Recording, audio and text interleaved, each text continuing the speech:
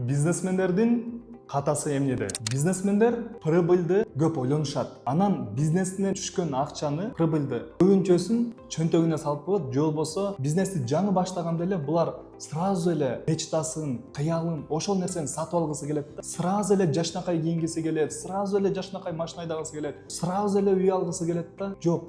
Ушул нерседе бизнесибиз өспөй калат. Бул деген потребительский мышление деп коет да, мындай өзүнүн жей бере турган мышление, сени расход кыла турган мышление болот. Бизнес баштап атасыңбы? Алгачкы 5-6 жыл бизнестен түшкөн прибыльдин көбүнчөсүн кайра бизнесиңе салышың керек. Эгер ошону сен өзүңө көбүрөөгүн алып кала турган болсоң, бизнесиң чоңойбойт.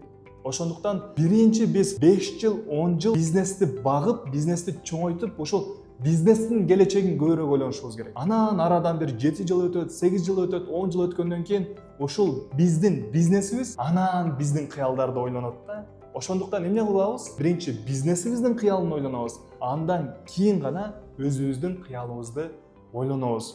Көпчүлүк ушуга чыдабай коюшу мүмкүн. Мен ошончо жыл күтүшүм керекпи депчи. Эгер анча жыл күтпөй турган болсоңуз, сиз 40 жылда дагы өзүңүздүн кыялыңызга жетпейсиз.